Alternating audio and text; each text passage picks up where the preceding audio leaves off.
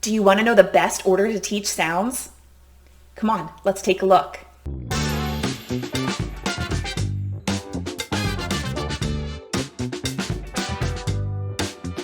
Welcome to episode 8 of Phonics Rules for Teachers and How the Heck to Teach Them.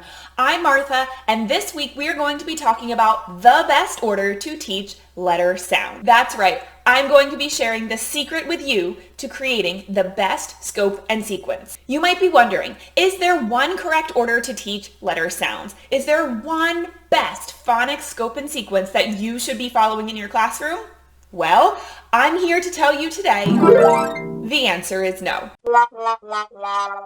There is not one best, perfect order to teach phonics sounds to your students.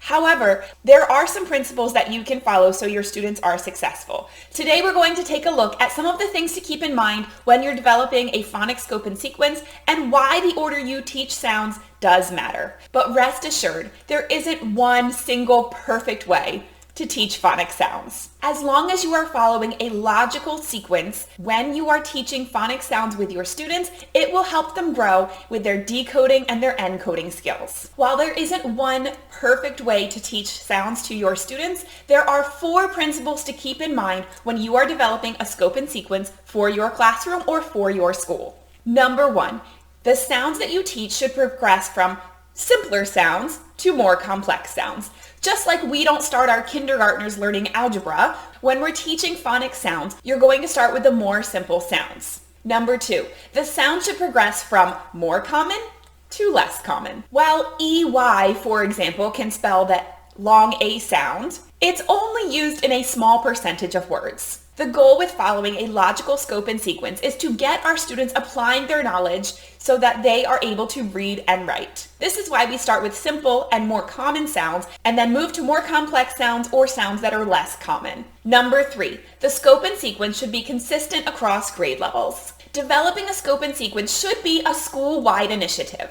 It's important that it's aligned vertically so your first graders can pick up where your kindergartners left off. You don't want sounds to be missing because it's assumed that another grade has taught those sounds. And it's also important to have some overlap at the beginning and the end of the year to account for potential summer slide or gaps in knowledge. And number 4, the scope and sequence should be a roadmap and not a law. Lastly, when creating a scope and sequence, it's important to realize that not all children progress at the same time. If a grade 2 student hasn't mastered all of the grade 1 sounds, that doesn't mean you just keep plugging along for them. It should be used like a roadmap. If someone's a bit further back on the route, they need to work where they are.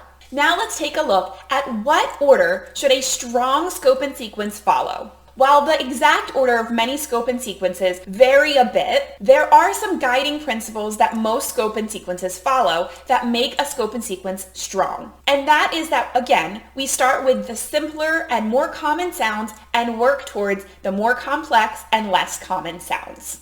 A strong scope and sequence is going to begin with single letter consonant sounds and short vowels. The exact order in which you teach these sounds might vary a bit, but no matter what exact order you follow, you should have some vowels mixed in with the consonant sounds so that way students can begin to build words and read words right away. Some factors to consider when you're deciding the order of single letter sounds are these. Don't teach similar sounds too close together, although I do think that teaching C and K very close together makes sense because they are the exact same sound when we're talking about the most common sound that they represent. Be sure to teach vowels right along with the consonants that you are teaching so that way students are able to read and build words right away. Don't spend too long on a single sound, but do work on the sounds in context, and as you're learning new sounds, be sure to continue to practice with the old sounds that your students have already learned. And teach closed syllables at the same time that you're teaching short vowels and single letter sounds. Here's an example of an order that I would use to teach single letter sounds and short vowels. If you'd like to see the entire sample scope and sequence written out, you can find it in my How the Heck to Teach It Phonics Rules for Teachers supplementary resource. When you're choosing which single letter sounds and which short vowels to teach, you want to start with the most common sounds and work towards the least common sounds. That will give students the ability to get started using the words and the sounds in context right away. After students have learned the single letter sounds and short vowels, you can move on to consonant diagraphs. A digraph is two letters that represent one sound. You can also continue to focus on closed syllables. The consonant digraphs that I recommend starting with would be SH, CH, TH, which can be voiced and unvoiced, CK, NG, and WH. After teaching consonant digraphs, once your students have a strong understanding of short vowels and closed syllables, I like to move on to long vowels. First, before teaching anything else, I like to talk about open syllables.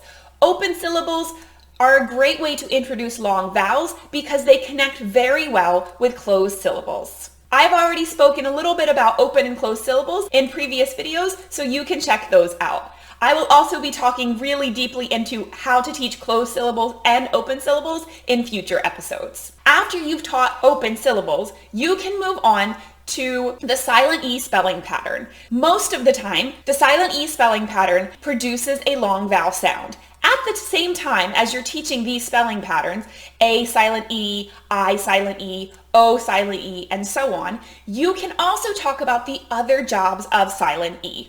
From there, I like to move on to vowel teams. There are a lot of vowel teams in the English language, and some of those vowel teams produce long vowel sounds, some produce diphthong sounds, and some produce short vowel sounds. Again, our goal is to start with the most common spelling patterns and then move to the less common spelling patterns. For example, it makes sense to start with spelling patterns like E, A-I, A-Y, and then save the spelling patterns that are a bit less common for later on, like EY.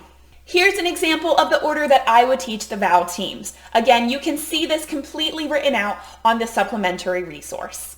From there, you can introduce R-controlled spelling patterns. This is also a great time to introduce the R-controlled syllable. You could also teach R-controlled spelling patterns while you are teaching vowel teams, or you can save it for after. Some curriculums even teach R-controlled spelling patterns before they teach vowel teams. Again, the goal is just to move from more common sounds to less common sounds. When I'm teaching R-controlled spelling patterns, I like to teach AR, then OR, and then ER, UR, and IR in that order. ER is the most common spelling pattern for the sound, so I teach that one first and then continue again to the least common sound, which is IR. Finally, you can move on to less common spelling patterns. These spelling patterns might be, for example, PH, EA that says A.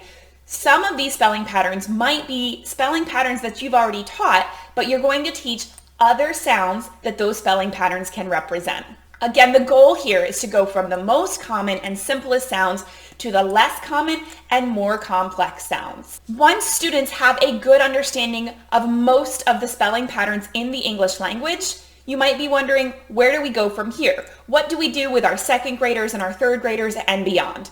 Well, there's still a lot more to unpack and there's still a lot more to learn. After your students have a good understanding of these types of spelling patterns, then you can move on to things such as prefixes, suffixes, and begin to talk about the morphology of the English language.